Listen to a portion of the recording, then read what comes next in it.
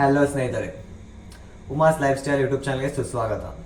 So ಎಷ್ಟೊಂದು ಜನ ಒಂದು ಕಾಮೆಂಟಿಂಗ್ಗೆ ಒಂದು ಸೀನಿಯರ್ಸ್ನ ಕಂಪೇರ್ ಮಾಡಿದರೆ ಅವ್ರದ್ದು ಕಟ್ ಆಫ್ ರ್ಯಾಂಕ್ ತುಂಬ ಕಡಿಮೆ ಇತ್ತು. ಸೇಮ್ ಒಂದು ಮಾರ್ಕ್ಸ್ಗೆ ಕಟ್ ಆಫ್ ರ್ಯಾಂಕ್ ಕಡಿಮೆ ಇತ್ತು ರ್ಯಾಂಕ್. ಆದರೆ ಈ ಒಂದು ವರ್ಷ ಬಂದಿರುವಂಥ ವಿದ್ಯಾರ್ಥಿಗಳಿಗೆ ಒಂದು ಸಿ ಟಿ ರ್ಯಾಂಕ್ ಜಾಸ್ತಿ ಆಗಿದೆ. ಸೊ ಏನಂತ ತಿಳಿದುಕೊಳ್ಳುವುದಾದರೆ ಈ ಒಂದು ಅದ್ರ ಆಗಲಿಕ್ಕೆ ಸೊ ನೀವೇನು ಇವಾಗ ಒಂದು ರೆಗ್ಯುಲರ್ ಸ್ಟೂಡೆಂಟ್ಸ್ ಇದ್ದೀರಲ್ಲ, ರೆಗ್ಯುಲರ್ ಅಂದರೆ ಈ ಒಂದು ವರ್ಷ ಇವಾಗ 2014ರಲ್ಲಿ ಪಾಸ್ಔಟ್ ಆಗಿ ಎಕ್ಸಾಮನ್ನು ಬರೆದು ಬೋರ್ಡ್ ಎಕ್ಸಾಮ್ನ ಕರ್ನಾಟಕ ಸೆಕೆಂಡರಿ ಎಕ್ಸಾಮಿನೇಷನ್ ಬೋರ್ಡನ್ನು ಬರೆದು ಪಾಸ್ ಆಗಿ ನಂತರ ಸಿ ಇ ಟಿ ಅಪ್ಲಿಕೇಶನ್ ಹಾಕಿ ಆ ನಂತರ ಒಂದು ಸಿ ಇ ಟಿ ಬರೆದು ಒಂದು ರ್ಯಾಂಕನ್ನು ತೆಗೆದುಕೊಂಡಿರ್ತಾರಲ್ಲ, ನಿಮಗೆ ರೆಗ್ಯುಲರ್ ಅಂತ ಕರೀತಾರೆ. ಅದೇ ಒಂದು 2022ರಲ್ಲಿ ಅಥವಾ 3ರಲ್ಲಿ ಪಾಸ್ಔಟ್ ಆಗಿ 2 ವರ್ಷ ಕಾಲ ಮನೆಯಲ್ಲೇ ಕುಂತು ಒಂದು ಸಿ ಇ ಟಿಗೆ ಪ್ರಿಪೇರ್ ಆಗ್ತಾರೆ. ಸೊ ಅವ್ರಿಗೆ ನಾವು ರಿಪೀಟರ್ಸ್ ಅಂತ ಕರಿತೀವಿ. ಸೊ ಅವ್ರೇನಾಗ್ತದೆ, ಸೊ ಇವ್ರೇನು ಮಾಡ್ತಾರೆ, 1 ವರ್ಷ ಮನೆಯಲ್ಲೇ ಕೂತ್ಕೊಂಡು ಸಿ ಇ ಟಿಗೆ ಪ್ರಿಪೇರ್ ಆಗ್ತಾರೆ. ಅವ್ರ ಓನ್ ಆಗಿರ್ಬೋದು, ಒಂದು ಕೋಚಿಂಗ್ ಸೆಂಟ್ರಲ್ ಆಗಿರ್ಬೋದು, ಬೇರೆ ಒಂದರಲ್ಲಿ. ಸೊ ಸಿ ಇ ಟಿಗೆ ಪ್ರಿಪೇರ್ ಆಗಿ ಅವರು ಆ ಒಂದು ನೀವು ಯಾವಾಗ C E T C T ಒಂದು ಎಕ್ಸಾಮನ್ನ ಅಟೆಂಡ್ ಮಾಡ್ತಿಲ್ಲ, ನಿಮ್ಮ ಜೊತೆಯಲ್ಲಿ ಅವರು ಕೂಡ ಸಿ ಟಿ ಎಕ್ಸಾಮ್ನ ಅಟೆಂಡ್ ಮಾಡ್ತಾರೆ. ಸೊ ಅಟೆಂಡ್ ಮಾಡಿ ನಿಮ್ಮ ಜೊತೆ ಬರೀತಾರೆ, ನಿಮ್ಮ ಜೊತೆ ಅಟೆಂಡ್ ಮಾಡಿ ಬರೆದು ಸೇಮ್ ನಿಮ್ಮ ಜೊತೆನೇ ಒಂದು ಸಿ ಟಿ ಒಂದು ಆಪ್ಷನ್ ಎಂಟ್ರಿ ಕೂಡ ಮಾಡ್ತಾರೆ.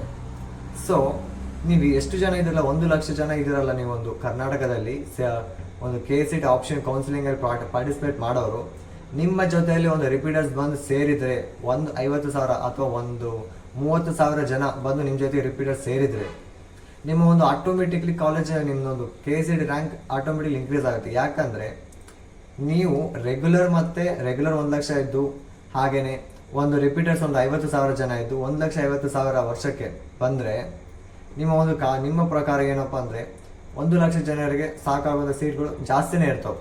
1 ಲಕ್ಷಕ್ಕಿಂತ ಸೀಟ್ಗಳು ಜಾಸ್ತಿ ಇರ್ತವೆ ಎಲ್ಲ ನಮ್ಮ ಕರ್ನಾಟಕದಲ್ಲಿ ಇರುವಂಥ ಎಲ್ಲ ಕಾಲೇಜಲ್ಲಿ ಸೇರಿ.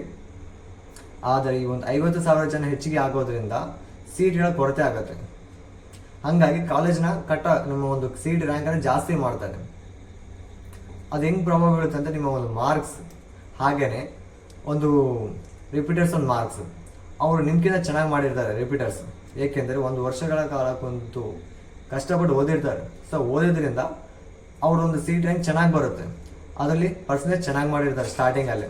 ಸೊ ಪರ್ಸೆಂಟೇಜ್ ಜಾಸ್ತಿ ಮಾಡೋದ್ರಿಂದ ಅವ್ರದ್ದು ಆಟೋಮೆಟಿಕಲಿ ಸಿ ಟಿ ರ್ಯಾಂಕ್ ಇದು ಚೆನ್ನಾಗಿ ಬರುತ್ತೆ. ಸೊ ನೀವು ನಿಮ್ಮೊಂದು 20,000 ಬಂದಿದೆ ಅಂತಂದರೆ ಅವ್ರದ್ದು ಇನ್ನೂ ಚೆನ್ನಾಗಿ ಬಂದಿರುತ್ತೆ. ಸೊ ಹಂಗಾಗಿ ಅವ್ರು ಆ ಒಂದು 20ನೇ ರ್ಯಾಂಕಿಗೆ ಬಂದರೆ ನೀವು 25 ಇಲ್ಲ 30, 40ನೇ ಸ್ಥಾನಕ್ಕೆ ನೀವು ಹೋಗ್ತೀವಿ. ನಿಮ್ಮ ಒಂದು ಸಿ ಟಿ ರ್ಯಾಂಕ್ 40,000 ಬರುತ್ತೆ.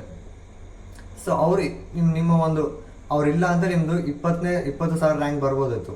ಬಟ್ ಅವ್ರು ಬಂದಿದ್ದ ಕಾರಣ ನಿಮ್ಮದು 40,000 ರ್ಯಾಂಕ್ ಇದಾಗುತ್ತೆ. ಸೊ ಸಿ ಇ ಟಿಗಳು ಜಾಸ್ತಿ ಆಗಬೇಕು. ಸ್ಟೂಡೆಂಟ್ ಜಾಸ್ತಿ ಆದಂಗೆಲ್ಲ ಸೀಟ್ ಇದ್ದಿದ್ರೆ ಎಷ್ಟು ಇರ್ತಾರೋ ಸೀಟ್ ಅಷ್ಟೇ ಇಡ್ತಾರೆ. ಬಟ್ ಏನಪ್ಪ, ರ್ಯಾಂಕನ್ನು ಇನ್ಕ್ರೀಸ್ ಮಾಡ್ತಾರೆ. ರ್ಯಾಂಕನ್ನು ಇನ್ಕ್ರೀಸ್ ಮಾಡಿದಾಗ ಏನಾಗುತ್ತೆ, ಯಾರು ಎಲ್ಲಿ ಸ್ಥಾನಕ್ಕೆ ಯಾರು ಸೀಟ್ ಚೆನ್ನಾಗಿ ಬಂದಿರುತ್ತಲ್ಲ ಅವ್ರು ಮುಂದೆ ಇರ್ತಾರೆ. ಸ್ವಲ್ಪ ಬದಲಾವಣೆ ಆದ್ರಲ್ಲ ಹಿಂದಕ್ಕೆ ಹೋಗ್ತಾ ಇರ್ತಾರೆ. ಸೊ ಇದೇ ವೈಸ್. ಸೊ 20,000 40,000 ಹೋದರೆ 1 ಲಕ್ಷ ಬಂದವರು 1,40,000, 25,000, 30,000 ಹಂಗೆ ಹೋಗ್ತಾರೆ.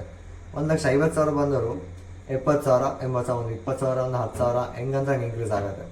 ಡಿಪೆಂಡೆಡ್ ಆನ್ ಮಾರ್ಕ್ಸು, ಆಮೇಲೆ ಒಂದು ಸಿ ಟಿ ರ್ಯಾಂಕ್ ಮೇಲೆ ಡಿಪೆಂಡ್ ಆಗುತ್ತೆ. ಮಾರ್ಕ್ಸ್ ನೀವು 2 ಕನ್ಸರ್ನ್ ಮಾಡ್ತಾರೆ. ಸೊ ಹಿಂದಕ್ಕೆ ಹೋಗ್ತಾ ಇರ್ತಾರೆ. ಹಾಗೆಯೇ 2 ಲಕ್ಷ ಬಂದವರು 2 ಲಕ್ಷ ಮೇಲೆ ಹೋಗ್ತಾರೆ. ಸೊ ಈ ಥರ ಒಂದು ಇದಾಗುತ್ತೆ. ರಿಪೀಟರ್ಸ್ಗೂ ಒಂದು ರೆಗ್ಯುಲರ್ಗೂ ಇದು ಪ್ರತಿ ವರ್ಷವೂ ಪ್ರತಿಯೊಬ್ಬರು ಫೇಸ್ ಮಾಡೋವಂಥದ್ದೇ. ಸೊ ನಾವು ಕೂಡ ಫೇಸ್ ಮಾಡೇ ಒಂದು BTech ಒಂದು ಸೇರಿದ್ದೀವಿ. So electronics and communication. So ಇದು ಪ್ರತಿ ವರ್ಷ ನಡೀತಾನೆ ಇರ್ತಾರೆ. ಪ್ರತಿ ವರ್ಷ ರಿಪೀಟರ್ಸ್ ಬರ್ತಾನೆ ಇರ್ತಾರೆ. ಸ್ವಲ್ಪ ಜನ ಪ್ರಯತ್ನ ಮಾಡ್ತಾರೆ, ಸಿಗದೇ ಇದ್ದಾಗ ಸಿ ಟಿಗೆ ಮತ್ತೆ ರಿಪೀಟರ್ಸ್ ಆಗ್ತಾರೆ. ರಿಪೀಟರ್ಸ್ ಆಗಿ 1 ವರ್ಷ ಕುಂತು ಅವ್ರು ಏನು ಒಂದು ಒಳ್ಳೆ ಕಾಲೇಜಲ್ಲಿ ಸೀಟ್ ಬೇಕಂತ ಪ್ರಯತ್ನ ಪಟ್ಟಿರ್ತಾರಲ್ಲ, ಆ ಕಾಲೇಜ್ ಸೀಟ್ ಹೊಡೆಯೋವರೆಗೂ ಅವರೊಂದು ರಿಪೀಟರ್ಸ್ ಆಗಿ ಇರ್ತಾರೆ. ಒಬ್ಬೊಬ್ಬರು ದೊಡ್ಡ ಕಾಲೇಜಲ್ಲಿ ಇಟ್ಕೊಂಡಿರ್ತಾರೆ. ಅಂತ ಒಂದು ಕಾಲೇಜಲ್ಲಿ ನಾನು CSEನೇ ಬೇಕು, ಆ ಕಾಲೇಜ್ ಕಟ್ ಆಫ್ ಇರುತ್ತೆ, ಎಷ್ಟು ಒಂದು 20,000 ಒಂದು 10,000 ಇರುತ್ತೆ. ಸೊ ಆ 10,000 ನಾನು ಬರಲೇಬೇಕಂತಂದು ಹೋದ ಸಲ 15,000 16,000 ಬಂದಿರುತ್ತೆ. ಈ ಸಲ 20,000 ತೆಗಿದ್ದೀನಿ ಸಿ ಟಿ ರ್ಯಾಂಕು. ಆ ಕಾಲೇಜಲ್ಲಿ ಸೀಟ್ ಪಡ್ತೀನಿ. ಅದ್ರಲ್ಲಿ ನನ್ನ HK ಇದೆ, ಕನ್ನಡ ಮೀಡಿಯಮ್ ಇದೆ, ರೂರಲ್ ಇದೆ, ಮತ್ತು NCC ಇದೆ, ಮತ್ತು ಸ್ಪೋರ್ಟ್ಸ್ ಇದೆ, ಇವೆಲ್ಲ ಹೇಳ್ತಾರೆ. ಸೊ ಈ ಥರ ಇಲ್ಲ ನಾರ್ಮಲ್ ಆಗಿ ನಂದು SC ST ಇದೆ, ಜನರಲ್ ಮೆಟಲ್ ಸಿಗುತ್ತೆ ನನಗೆ 20,000 ಬಂದರೆ. ಸೊ ಹಾಗಾಗಿ ಮನೇಲಿ ಕುಂತು ಓದ್ಕೊಂಡು ಅವರೊಂದು ಮತ್ತೆ ಬಂದು ನಮ್ಮ ಜೊತೆಗೆ ಸಿ ಟಿ ಬರೆದಾಗ ನಮ್ಮ ರ್ಯಾಂಕ್ ಹಿಂದಕ್ಕೆ ಹೋಗುತ್ತೆ. ಸೊ ನಮಗೆ ಸೀಟ್ ಕಡಿಮೆ ಆಗುತ್ತೆ. ನಾರ್ಮಲಾಗಿ ಅಂದರೆ ಈ ಒಂದು 1 ಲಕ್ಷ ಒಳಗಿದ್ದವರಿಗೆ ಸೀಟಿನ ಪ್ರಾಬ್ಲಮ್ ಏನಿರಲ್ಲ, ಒಳ್ಳೆ ಕಾಲೇಜಲ್ಲಿ ಸಿಗುತ್ತೆ. ಏನಂದರೆ ಒಂದು ಎಕ್ಸ್ಪೆಕ್ಟ್ ಮಾಡೋ ಕಾಲೇಜ್ ಸಿಗೋಂಗಿಲ್ಲ, ಅದಕ್ಕಿಂತ ಒಂದು ಸ್ವಲ್ಪ ಡೌನಲ್ಲಿರುವಂಥ ಒಂದು ಕಾಲೇಜ್ ಸಿಗುತ್ತೆ. ಸೊ ಹಂಗಾಗಿ ಈ ಒಂದು 1 ಲಕ್ಷದವ್ರು ಮೇಲೆ, 2 ಲಕ್ಷದವ್ರು ಇನ್ನೂ ಮೇಲೆ, ಆ ಥರ ಒಂದು ಡಿವೈಡ್ ಆಗುತ್ತೆ. ಸೊ ಈ ಥರ ಆಗುತ್ತಲ್ಲ, ಮತ್ತು ನಮಗೆ ಸೀಟ್ ಸಿಗುತ್ತೆ ಇಲ್ಲ ಅಂತಂದು ತುಂಬ ಜನ ಮೆಸೇಜ್ ಮಾಡಿದ್ರು. ಒಂದೊಂದು 1,12,000 ಇದೆ, 1 ಲಕ್ಷ ಪ್ಲಸ್ ಇದೆ, ಒಬ್ರು 50,000 ಇದೆ, ಒಬ್ರು 60,000 ಇದೆ. ನನಗೆ ಸೀಟ್ ಸಿಗುತ್ತಾ, ನನಗೆ ಬೆಂಗಳೂರಲ್ಲೇ ಸಿಗುತ್ತಾ, ENC ಸಿಗುತ್ತಾ, ನನಗೆ 1,12,000 ಇದೆ, ನನಗೆ ಟ್ರಿಬಲ್ ಅಥವಾ ECನೇ ಬೇಕು, ಅದು ಬೆಂಗಳೂರಲ್ಲೇ ಬೇಕು, ಸಿಗುತ್ತಾ ಅಂತ ಎಷ್ಟೊಂದು ಜನ ಮೆಸೇಜ್ ಮಾಡಿದರು. ಸೊ ಅವ್ರಿಗೆಲ್ಲರಿಗೂ ಒಂದೇ ಹೇಳ್ತೀನಿ, ಈ ಸರಿ ಅದು ಏನು ಮಾಡೋಕ್ಕೆ ಬರಲ್ಲ ಫ್ರೆಂಡ್ಸ್. ಏನಂದರೆ ಒಂದು ರಿಪೀಟರ್ಸ್ ಬಿದ್ದಾಗ ಆಟೋಮೆಟಿಕ್ಲಿ ಒಂದು CET ರ್ಯಾಂಕ್ ರೈಸ್ ಆಗೋದು ಕಾಮನ್, ಪ್ರತಿ ವರ್ಷವೂ ಪ್ರತಿಯೊಬ್ಬರು ಫೇಸ್ ಮಾಡ್ತೀವಿ, ನಾವು ಫೇಸ್ ಮಾಡಿದ್ವಿ. ಬಟ್ ಅದನ್ನ ಯಾರು ಏನು ಮಾಡೋಕ್ಕೆ ಬರಲ್ಲ. ಸೊ ಈ ಒಂದು 1 ಲಕ್ಷ ಒಳಗಿದ್ದವ್ರಿಗಂತೂ ಒಳ್ಳೆ ಸೀಟ್ ಸಿಕ್ಕೇ ಸಿಗುತ್ತೆ ಒಳ್ಳೆ ಕಾಲೇಜಲ್ಲಿ. ನೀವು ಒಂದು ಎಕ್ಸ್ಪೆಕ್ಟ್ ಮಾಡೋ ಕಾಲೇಜಿಲ್ಲ ಅಂದರೆ ಅದು ಒಂದು ಮೀಡಿಯಂ ಕಾಲೇಜಲ್ಲಿ ಸಿಕ್ಕೇ ಸಿಗುತ್ತೆ. ಸೊ ಈ ಒಂದು 1,50,000 ಮೇಲೆ 2 ಲಕ್ಷ ಈ ಒಂದು ಇದಿರಲ್ಲ. ನಿಮಗೆ ಸೀಟ್ ಬಗ್ಗೆ ಹೇಳಬೇಕಾದ್ರೆ ಈ ಸಾರಿ ನಿಮಗೆ ಅಷ್ಟು ಕರೆಕ್ಟಾಗಿ ಅಕ್ಯುರೇಟಾಗಿ ಹೇಳಕ್ಕೆ ಬರಲ್ಲ. ಯಾಕಂದರೆ ನಿಮ್ಮೊಂದು ಸೀಟ್ ಮ್ಯಾಟ್ರಿಕ್ಸ್ ಬಿಡಬೇಕು. ಪ್ರತಿಯೊಂದು ನೀವು ಏನು ಮಾಡ್ಬೇಕು ಅಂದ್ಕೊಂಡ್ರೆ BSc ಇರ್ಬೋದು, B.Pharm ಇದು, BMS ವೆಟರ್ನರಿ, ಇಂಜಿನಿಯರಿಂಗ್, ಪ್ರತಿ ಒಂದಕ್ಕೂ ಕಾಲೇಜ್ ಕಟ್ ಆಫ್ ಬಿಟ್ಟರೆ ಹೇಳಕ್ಕೆ ಬರುತ್ತೆ. ಸೊ ನಿಮ್ಮೊಂದು ಕಾಲೇಜ್ ಕಟ್ ಆಫ್ ಬಿಟ್ಟಿದ ತಕ್ಷಣ ಮೊದಲನೇದಾಗಿ ನಾನು ಎಲ್ಲ ವೀಡಿಯೋ ಕ್ಲೀನಾಗಿ ಮಾಡಿ ತೋರಿಸ್ತೀನಿ, ಯಾವ ಥರ ಇರುತ್ತೆ ಕಾಲೇಜ್ ಕಟ್ ಆಫ್ ಅನ್ನೋದನ್ನು. ಪ್ರತಿಯೊಂದು ನಾನು ಫಸ್ಟಿಗೆ ಹೇಳಿದ್ದಂಗೆ ನೀವೆಲ್ಲರೂ ಪ್ರತಿಯೊಬ್ಬರು ಒಂದು ಸಲ ಇವಾಗ, ಯಾಕಂದರೆ ನಾನು ಹೇಳಿದೆ ಸ್ಟಾರ್ಟಿಂಗಲ್ಲೇ, ಈ ಸಲ ಒಂದು KCET ರ್ಯಾಂಕ್ ರೈಸ್ ಆಗಿದೆ, ಜಾಸ್ತಿ ಹೋಗಿದೆ, ತುಂಬ ಜಾಸ್ತಿ ಹೋಗಿದೆ. ನಮ್ಮದೆಲ್ಲ 1,50,000 ಒಳಗೆ ಆಲ್ಮೋಸ್ಟ್ ಎಲ್ಲರೂ 1,50,000 ಇದ್ದರು. ಈ ಸಲ ಮಾತ್ರ 2 lakh ಮೇಲೆ ಪ್ಲಸ್ ಆಗಿದೆ, 1,50,000 1 lakh ಪ್ಲಸ್ ಮೇಲೆ ತುಂಬ ಜನ ಆಗಿದ್ದಾರೆ. ಸೊ ಹಂಗಾಗಿ ನೀವು ಈ ಸಲ ಮಾತ್ರ ಗಿವ್ ಅಪ್ ತೊಗೊಳಕ್ಕೆ ಹೋಗಬೇಡಿ, ಯಾವುದೇ ರಿಸ್ಕ್ ತೊಗೊಳಕ್ಕೆ ಹೋಗಬೇಡಿ. ಸೊ ಹಂಗಾಗಿ ನೀವು ಏನು ಮಾಡ್ಬೇಕು ಅಂದ್ಕೊಂಡಿರಲ್ಲ, ಚಾಯ್ಸ್ ತೊಗೊಳ್ಳಿ. ನಾನು B.Pharm ಮಾಡ್ತೀನಿ. B.Pharm ತುಂಬ ಒಳ್ಳೆ ಒಂದು ಕೋರ್ಸ್ ಇದೆ, ಮೆಡಿಕಲ್ ಫೀಲ್ಡ್ ತುಂಬ ಫೇಮಸ್ ಇದೆ ಇವಾಗಂತೂ, ಕೊರೋನಾ ಟೈಮ್ ಆಫ್ಟರ್. ಸೊ ಹಂಗಾಗಿ ನೀವು ಮೆಡಿಕಲ್ ಒಂದು B.Pharm ಟ್ರೈ ಮಾಡ್ಬೋದು. ನಿಮ್ಗೆ ಇನ್ನೂ ಇಂಟ್ರೆಸ್ಟ್ ಇದೆ ವೆಟರ್ನರಿಗೂ ಟ್ರೈ ಮಾಡ್ಬೋದು. BSc ನರ್ಸಿಂಗ್ ಅಂತೂ ಇನ್ನೂ ಚೆನ್ನಾಗಿದೆ, ಇವಾಗ ತುಂಬ ಜನ ಅದೇ ಸೇರ್ತಾ ಇದ್ದಾರೆ. ಎಷ್ಟು ಟಾಪಲ್ಲಿ ಬಂದರೂ ಕೂಡ BSc ನರ್ಸಿಂಗ್ ತುಂಬ ಜನಗೆ ರಿಫರ್ ಮಾಡ್ತಿದ್ದಾರೆ ಎಲ್ಲರೂ. ಸೊ BSc ನರ್ಸಿಂಗ್ ಒಂದು ತೊಗೊಳ್ಳಿ, ಹಾಗೆಯೇ B.Tech ತೊಗೊಳ್ಳಿ. ಇನ್ನು ಅಂತಂದರೆ BSc ನರ್ಸಿಂಗ್ ಇವು ಚೆನ್ನಾಗಿ ಒಳ್ಳೆ ಕೋರ್ಸಸ್ ಇದ್ದಾವೆ. B.Techಲ್ಲಿ ನಿಮಗೆ ಸಾಕಷ್ಟು ಸಿಗ್ತವೆ. ಆರ್ಟಿಫಿಷಿಯಲ್ ಇಂಟೆಲಿಜೆನ್ಸ್ ಆಗ್ಬೋದು, ತುಂಬ ಇವಾಗ ಫೇಮಸಲ್ಲಿದೆ, ಆರ್ಟಿಫಿಷಿಯಲ್ ತುಂಬ ಸ್ಪೀಡಲ್ಲಿದೆ. ಸೊ ಆರ್ಟಿಫಿಷಿಯಲ್ ಇಂಟೆಲಿಜೆನ್ಸ್ ಆಗಿರ್ಬೋದು, ಡಾಟಾ ಸೈನ್ಸ್ ಆಗಿ ಮಿಷಿನ್ ಲರ್ನಿಂಗ್ ಇರ್ಬೋದು, ರೋಬೋಟಿಕ್ಸ್ ಇರ್ಬೋದು, ಹಾಗೆಯೇ ಕಂಪ್ಯೂಟರ್ ಸೈನ್ಸ್ ಇರ್ಬೋದು. ಕಂಪ್ಯೂಟರ್ ಸೈನ್ಸ್ ನಂತರ ಎಲೆಕ್ಟ್ರಾನಿಕ್ಸ್ ಆ್ಯಂಡ್ ಕಮ್ಯುನಿಕೇಷನ್ ಇಂಜಿನಿಯರಿಂಗ್ ಇರ್ಬೋದು. ಮತ್ತು ಅದರ ಕೆಳಗಡೆ ಅಂದರೆ ಒಂದು ಎಲೆಕ್ಟ್ರಾನಿಕ್ಸ್ ಆ್ಯಂಡ್ ಕಮ್ಯುನಿಕೇಷನ್, ಇದು ಎಲೆಕ್ಟ್ರಿಕಲ್ ಆ್ಯಂಡ್ ಎಲೆಕ್ಟ್ರಾನಿಕ್ ಇಂಜಿನಿಯರಿಂಗ್ ಇರ್ಬೋದು. ಸೊ ಇವೆಲ್ಲವೂ ತುಂಬ ಚೆನ್ನಾಗಿದ್ದಾವೆ. ಇದೇ ಥರ ಇದರಲ್ಲಿ ಒಂದು B.Pharm ಒಂದೇ ಬರುತ್ತೆ. ಸೊ B.Pharm ತೊಗೊಳ್ಳಿ, ಮತ್ತು BSc ತೊಗೊಳ್ಳಿ, ಈ ಥರ ಎಲ್ಲ. ಸೊ ನಾನೇನು ಹೇಳ್ತೀನಿ ಅಂದರೆ, ಈ ಒಂದು ಕೋರ್ಸ್ ಮೇಲೇ 1 ರಿಂದ 50 ಅಥವಾ 100 ಕಾಲೇಜನ್ನ ಒಂದು ಲೀಸ್ಟ್ ಮಾಡಿಟ್ಕೊಳ್ಳಿ. ಏಕೆಂದರೆ ನಿಮಗೆ B.Pharm ಇಂಟ್ರೆಸ್ಟ್ ಇದೆ, B.Tech ಇಂಟ್ರೆಸ್ಟ್ ಇದೆ, ಇವೆರಡರಲ್ಲಿ ಏನಾದರೂ ಮಾಡ್ತೀನಿ, ಇವೆರಡು ಸಿಕ್ಕಿಲ್ಲ ನಾನು ನರ್ಸಿಂಗ್ ಆದರೂ ಮಾಡ್ತೀನಿ. ಸೊ ಹಂಗಾಗಿ ಪ್ರತಿಯೊಂದು ಕೋರ್ಸಿಗೆ 100 ಕಾಲೇಜ್ ಅನ್ನೋದು ಸೆಲೆಕ್ಟ್ ಮಾಡ್ಕೊಳ್ಳಿ. ಆ 100 ಕಾಲೇಜು ನನಗೆ ಅಡ್ಮಿಷನ್ ಸಿಕ್ಕಿದ ತಕ್ಷಣ ನಾನು ಹೋಗ್ತೀನಿ ಅನ್ನೋಂಗೆ ಮಾತ್ರ ಇದ್ದರೆ ಮಾತ್ರ ಒಂದು ಸೆಲೆಕ್ಟ್ ಮಾಡ್ಕೊಳ್ಳಿ. ಏಕೆಂದರೆ ಹೋಗೋದಿದ್ದ ಕಾರಣಲ್ಲಿ ನೀವು ಯಾವುದೇ ಥರ ಸೆಲೆಕ್ಟ್ ಮಾಡ್ಕೊಳ್ಳಬೇಡಿ. ಯಾಕಂದರೆ ಸೀಟ್ ರ್ಯಾಂಕ್ ಜಾಸ್ತಿ ಇದೆ, ಈ ಸಲ ರೈಸ್ ಆಗಿದೆ, ಅದು ಕಾಮನ್ ಆಗುತ್ತೆ. ಬಟ್ ಈ ಸಲ ಯಾಕೋ ಜಾಸ್ತಿ ಆಗಿದೆ, ಪ್ರತಿಯೊಬ್ಬರಿಗೆ ಆಗಿದೆ. ನಾನು ತುಂಬ ಸ್ಟೂಡೆಂಟ್ಸ್ ನೋಡಿದ್ದೀನಿ. ಸೊ ಹಂಗಾಗಿ ಈ ವಿಡಿಯೋನ ಮಾಡ್ತಿದ್ದೀನಿ, ತುಂಬ ಜನ ಇದೇ ಕೇಳ್ತಿದ್ರು. ಸೊ ತುಂಬ ಇಂಪಾರ್ಟೆಂಟ್ ಏನಪ್ಪ ಅಂದರೆ, ನೀವು ಕಾಲೇಜ್ ಲೀಸ್ಟಲ್ಲಿ ಚೆನ್ನಾಗಿ ಮಾಡಿ, ಒಳ್ಳೆ ಪ್ರಿಫರೆನ್ಸ್, ಒಳ್ಳೆ ಒಂದು ಐಡಿಯಾ ನಾಲೆಜಿಂದ ಮಾಡಿ. ಯಾವ ಥರ ಮಾಡ್ಬೇಕಂತ ನಾನು ಒಂದು ವಿಡಿಯೋ ಮಾಡಿದ್ದೀನಿ. ಸೊ ಆ ಕಾಲೇಜ್ಗೆ ಹೋಗ್ತೀನಿ ಅನ್ನೋ ಮಾತ್ರ ಇದ್ದರೆ ಆದಷ್ಟು ಟ್ರೈ ಮಾಡಿ. ಈ ಕಾಲೇಜ್ನ ಹೋಗೋಕ್ಕೆ ಚಾನ್ಸಸ್ ತುಂಬ ಚೆನ್ನಾಗಿದೆ. ಇದರಲ್ಲಿ ನಮ್ಮ ಮನೇಲಿ ಕೂಡ ಒಪ್ಕೊತಾರೆ, ಈಗಿಂಥ ಕಾಲೇಜಲ್ಲಿ ಇಂಥ ಒಂದು ಡಿಸ್ಟಿಕಲ್ಲಿ ಸೊ ಹೋಗಿ ಬಿಡ್ತಾರೆ ಅನ್ನೋದಿದ್ದರೆ ಪ್ರತಿಯೊಬ್ಬರು ಕೂಡ ಕಾಲೇಜ್ ಲೀಸ್ಟನ್ನು ಜಲ್ದಿ ಮಾಡ್ಕೊಳ್ಳಿ. ಒಂದು ಡಾಕ್ಯುಮೆಂಟ್ ವೆರಿಫಿಕೇಷನ್ ಆಗಿದ ಮೇಲೆ ಒಂದು ಪಾಸ್ವರ್ಡನ್ನು ಬಿಡ್ತಾರೆ, ಒಂದು ಪಾಸ್ವರ್ಡನ್ನು ಬಿಡ್ತಾರೆ. ಪಾಸ್ವರ್ಡಲ್ಲಿ ನಿಮಗೆ ಇದು ಇರುತ್ತೆ, ಒಂದು ಏನಂತಾರೆ, ಒಂದು ಲೆಟರ್ ಟೈಪಲ್ಲಿ ಬಿಡ್ತಾರೆ. ಆ ಲೆಟರಲ್ಲಿ ನಿಮಗೆ ಪಾಸ್ವರ್ಡ್ ಇರುತ್ತೆ. ಹಾಗೆ ನಿಮ್ಮ ಎಲಿಜಿಬಿಲಿಟಿ ಏನೇನಿದೆ ಎಲ್ಲ ಅದೆಲ್ಲ ಬಿಡ್ತಾರೆ. ಆ ಪಾಸ್ವರ್ಡನ್ನು ಯೂಸ್ ಮಾಡಿ ನೀವು ಒಂದು ಆಪ್ಷನ್ ಎಂಟ್ರಿಗೆ ಹೋಗ್ತೀವಿ. ಆಪ್ಷನ್ ಎಂಟ್ರಿಯಲ್ಲಿ ನಿಮ್ಮ ಆ ಪಾಸ್ವರ್ಡ್ ಯೂಸ್ ಮಾಡಿ ಲಾಗಿನ್ ಆಗ್ತೀವಿ. ಲಾಗಿನ್ ಆದಮೇಲೆ ನಿಮ್ಮೊಂದು ಕಾಲೇಜ್ ಎಂಟ್ರಿ ಮಾಡೋದು ಬರುತ್ತೆ. ಸೊ ಈ ಥರ ಪ್ರಾಸೆಸ್ ಇರುತ್ತೆ. ಫಸ್ಟ್ ಡಾಕ್ಯುಮೆಂಟ್ ವೆರಿಫಿಕೇಷನ್ ಆಗಲಿ, ಡಾಕ್ಯುಮೆಂಟ್ ವೆರಿಫಿಕೇಷನ್ ಏನೇನು ಬೇಕಂತ ತಿಳಿಸಿದ್ದೀನಿ. ಸೊ ಆ ವಿಡಿಯೋಲಿ ಹೋಗಿ. ಹಾಗೆಯೇ ಒಂದು ಕೋರ್ಸ್ಗೆ, ಒಂದು ಬಿ ಟೆಕ್ ಕೋರ್ಸ್ಗೆ 100 ಕಾಲೇಜ್ ರೆಡಿ ಮಾಡಿ, ಬಿ ಫಾರ್ಮ್ ಕಾಲೇಜ್ಗೆ ಒಂದು 50ರಿಂದ 70 ಕಾಲೇಜ್ ರೆಡಿ ಮಾಡಿ. ಹಾಗೆಯೇ ಬಿ ಎಸ್ ಸಿ ನರ್ಸಿಂಗ್ ಕೂಡ ಒಂದು 20ರಿಂದ 70 ಕಾಲೇಜ್ ರೆಡಿ ಮಾಡಿ. ಕಂಪಲ್ಸರಿ ನಾನು ಈ ವರ್ಷ ಸೇರ್ಕೊಳ್ಳಬೇಕಾ ಅಂತಂದರೆ ಮಾತ್ರ ನಿಮಗೆ ನೋಡ್ಕೊಳ್ಳಿ, ಕಾಲೇಜನ್ನು ರೆಡಿ ಮಾಡಿ. ಗೌರ್ಮೆಂಟ್ ಇರ್ತಾವ್ರಿ, ಪ್ರೈವೇಟು ಪ್ಲಸ್ ಗೌರ್ಮೆಂಟ್ ಎರಡು ಸೇರಿದ ಕಾಲೇಜ್ ಇರ್ತಾವೆ.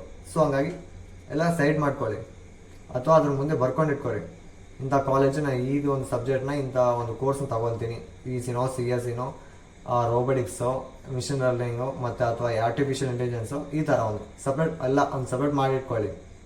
ಸೊ ಒಂದು ಆಪ್ಷನ್ ಟ್ರೀಲಿ ತುಂಬ ಯೂಸ್ ಆಗುತ್ತೆ ನಿಮಗೆ. BSc ನರ್ಸಿಂಗ್ ಬಿಟ್ಟರೆ BSc ನರ್ಸಿಂಗ್ ನೀವು ಅಪ್ಲೈ ಮಾಡೋಕ್ಕೆ ಬರುತ್ತೆ. ನಿಮ್ಗೆ ಆಲ್ಮೋಸ್ಟ್ ಇಂಜಿನಿಯರಿಂಗ್ ಪ್ಲಸ್ ನೀಟ್ ಒಂದು MBBSಗೆ ಮಾಡ್ತಾರೆ. ಯಾಕೆ MBBS ಮತ್ತು ನೀಟ್ ಮಾಡ್ತಾರೆ ಅಂದರೆ, ಈ ಒಂದು MBBS ಸೀಟ್ ಸಿಕ್ಕಿಲ್ಲ ಅಂತಂದರೆ ನೀಟ್ ಒಂದು ಅದೇ ಒಂದು ಜೊತೆಯಲ್ಲೇ ಇಂಜಿನಿಯರಿಂಗ್ ಒಂದು ಕೌನ್ಸಿಲಿಂಗ್ ಜೊತೆಯಲ್ಲೇ ಇಂಜಿನಿಯರಿಂಗ್ ಸೀಟ್ ಅದನ್ನು ಪಡೆದುಕೊಂಡು ಮುಂದೆ ಹೋಗೋಕ್ಕೆ ಯೂಸ್ ಆಗುತ್ತಲ್ಲ ಅಂತ. ಒಬ್ಬೊಬ್ಬರು 2-3 ವರ್ಷ ಟ್ರೈ ಮಾಡಿರ್ತಾರೆ, ಆಗಿರಲ್ಲ, ಸ್ವಲ್ಪ ಏನೋ ಒಂದು ತುಂಬ ಡಿಫ್ರೆನ್ಸಲ್ಲಿ ಇರುತ್ತೆ, ನೀಟ್ಗೆ ಸಿಗ್ತಾ ಇರಲ್ಲ.